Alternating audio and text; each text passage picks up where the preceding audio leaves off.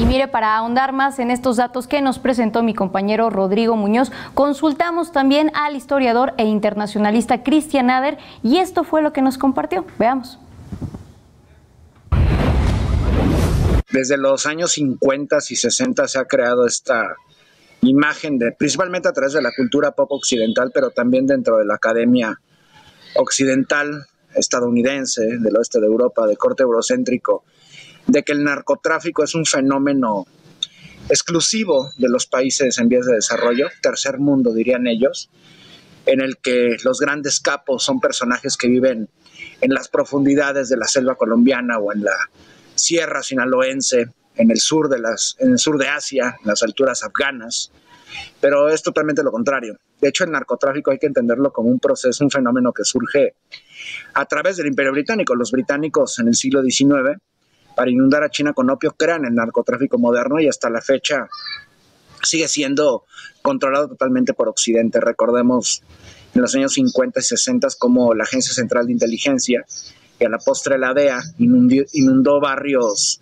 hispanoparlantes y afrodescendientes en Estados Unidos con droga. ¿Para qué? Pues para mantener adormecida la población. Y hasta la fecha sigue siendo un fenómeno exclusivamente controlado por Estados Unidos. Esta imagen de personajes como Pablo Escobar, el Mayo Zambada, el Chapo Guzmán y demás, prácticamente son solamente lugartenientes, tanto de los servicios de inteligencia como de los grandes capitales que mueven el narcotráfico, donde están inmiscuidos desde farmacéuticas hasta, lo repito, los servicios de inteligencia. En las cárceles estadounidenses, el 80% de la población que está recluida por narcotráfico son estadounidenses.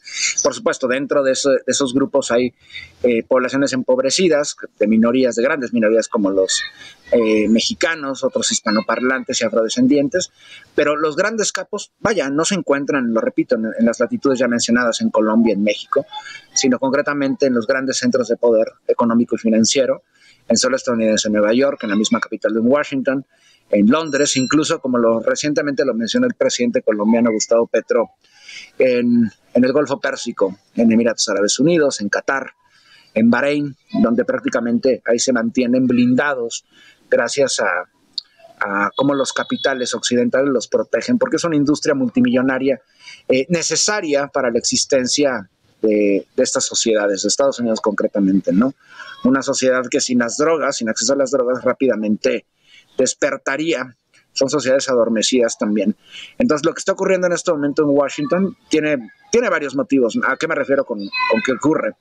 Esta ofensiva mediática y ofensiva también, de hecho, cobarde en contra de poblaciones sudamericanas, pero también en México.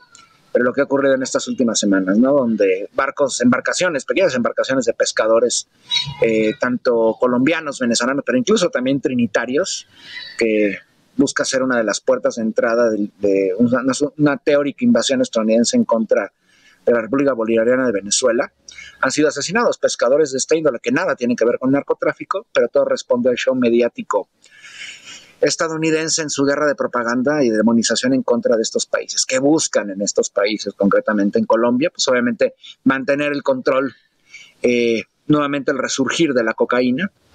En el contexto venezolano ni se diga, lo que buscan es algo que todos sabemos, siendo Venezuela el país con las mayores reservas de hidrocarburos del planeta, en el lago Maracaibo, en el Orinoco. Buscan nuevamente tener el control absoluto de los hidrocarburos. Este ballet folclórico que han orquestado, por un lado Trump diciendo el narcotráfico, por otro lado dándole el Nobel de la Paz a la cipaya injerencista y agente estadounidense María Corina Machado, responde a eso, ¿no? A la carga demonizadora en contra, no solo de Venezuela, lo repito, sino también en contra de Colombia. De hecho, si el narcotráfico existía en Colombia a partir de los 70 fue gracias a Estados Unidos, el cual se ha trasladado a otros contextos, en este caso, por ejemplo, en Sudamérica, en la otra costa, en la costa del Pacífico, en suelo ecuatoriano, gobernado por un sujeto, además un ciudadano estadounidense como Daniel Noboa, que pertenece a esa oligarquía ecuatoriana, pero que ni siquiera es ciudadano ecuatoriano, nacido en Estados Unidos, y justamente a través de lugares como Ecuador, de ahí sale, por ejemplo, la cocaína en dirección al suelo estadounidense y otras drogas también, el fentanilo, procesadas, además, en el mismo suelo estadounidense por una cúpula también vinculada a las farmacéuticas y que lamentablemente todo esto que se está orquestando tiene una clara intención geoestratégica colonial para hacer valer la doctrina Monroe y el destino manifiesto nuevamente en este presente siglo, y más cuando estos países, el gobierno de Bogotá, ya sea en Nariño, en Bogotá o en el Palacio de Miraflores en Venezuela, buscan la emancipación de alguna otra manera, subordinados históricamente a Estados Unidos.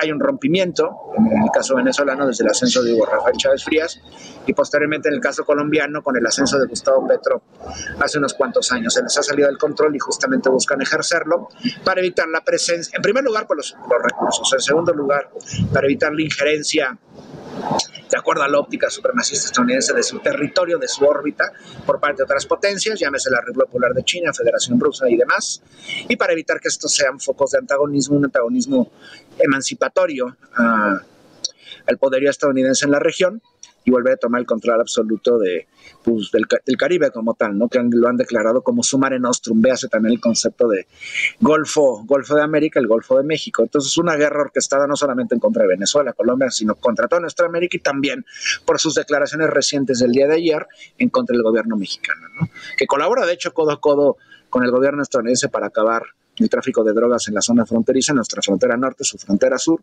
pero que aún así continúan con esta retórica incendiaria de corte xenófobo y supremacista por parte de Estados Unidos. Entonces debemos de ser muy cautos, no creer la propaganda demonizadora y, a fin de cuentas, defender la soberanía, en este caso trinacional, tanto de México, Colombia, Venezuela y de todos los otros países que se ven amenazados por la bota del imperialismo estadounidense, ¿no? En esta narrativa que, bueno, solamente la pueden creer la gente profundamente ignorante, los cómplices o bien los idiotas. Muchas gracias.